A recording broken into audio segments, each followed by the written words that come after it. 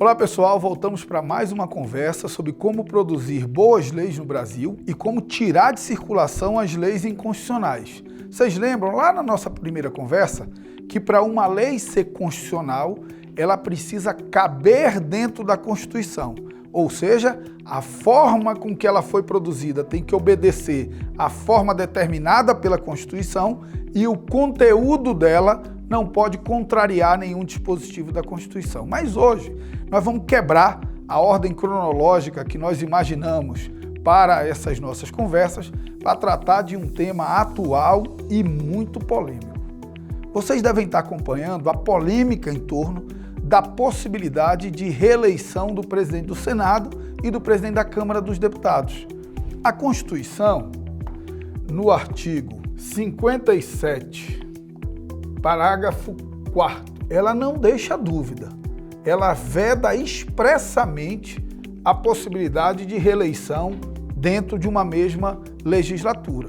Ela diz que de uma legislatura para outra pode ter reeleição, mas dentro da mesma legislatura não pode. É tão expressa a Constituição que entrevistaram o ministro Marco Aurélio sobre esse tema e ele disse o seguinte: olha, para interpretar o artigo 57, parágrafo 4º, parte final, não precisa saber direito, precisa saber ler, porque o texto é literal. Diz que não pode e pronto. Mas o que aconteceu? Um partido político, diante das insinuações de reeleição, principalmente no Senado, um partido político, o PTB, ajuizou uma ação absolutamente inusitada.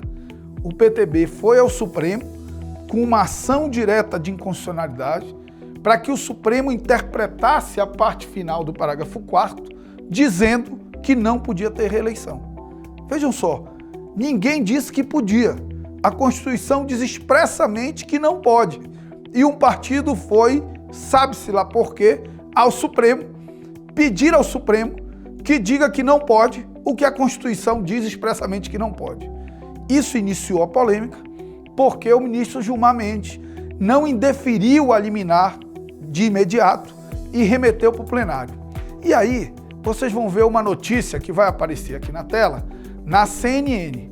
A CNN diz o seguinte, que o Supremo já teria maioria, por 7 votos, para declarar inconstitucional a parte final do parágrafo 4º do artigo 57 da Constituição Federal de 88. Diante dessa insinuação, começou uma confusão, um burburinho na internet. Espera aí, o Supremo pode declarar inconstitucional um artigo da Constituição?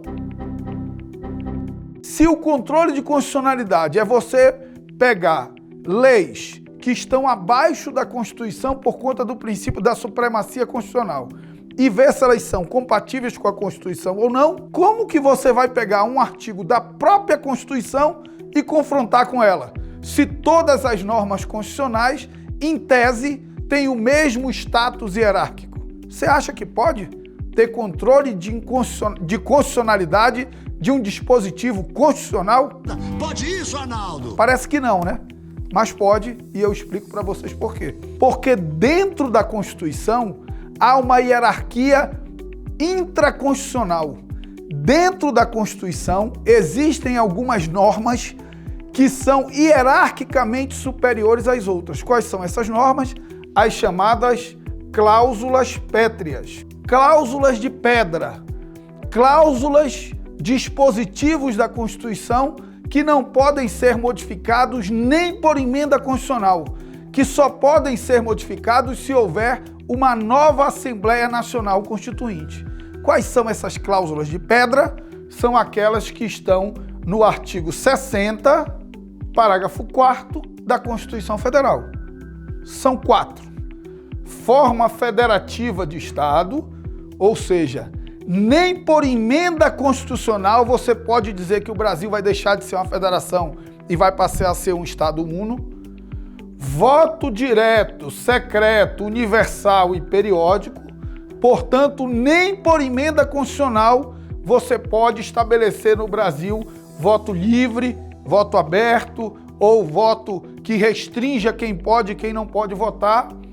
Separação dos poderes, nem por emenda constitucional você pode acabar com o poder legislativo ou pode dizer que o poder executivo se sobrepõe ao judiciário, e os direitos e garantias individuais, que estão essencialmente listados lá no artigo 5º da Constituição. Por exemplo, pode uma emenda constitucional propor pena de morte no Brasil? Não pode, porque o direito à vida é um direito e garantia individual, cláusula pétrea. Só poderia com uma nova Assembleia Nacional Constituinte. Fora esses direitos, a própria Constituição diz que existem outros direitos e princípios pétreos espalhados no texto constitucional. Mas vamos ficar nesses 4. Para que o Supremo diga que o parágrafo 4º, parte final, é inconstitucional, ele tem que demonstrar que esse dispositivo contraria alguma dessas cláusulas pétreas. Eu já fiz todos os malabarismos, já plantei bananeira, já dei salto mortal, já dei duplo twist carpado, que foi uma expressão inclusive utilizada pelo ministro Carlos Aires Brito, quando o ministro Celso de Mello, no julgamento do Supremo, tentou dar um duplo twist carpado para considerar inconstitucional uma lei, e não consigo encontrar como esse dispositivo contrariaria uma cláusula pétrea. Disso aqui, eu não quero entrar no mérito da questão da Câmara e do Senado. Eu quero apenas, com essa nossa conversa, deixar claro que uma norma constitucional pode ser inconstitucional, desde que ela contrarie uma cláusula pétrea. Vamos por exemplo, para a gente concluir essa nossa conversa de hoje. É apresentado na Câmara dos Deputados uma proposta de emenda constitucional que diz que agora todas as decisões do Supremo Tribunal Federal precisarão ser referendadas pelo presidente da República.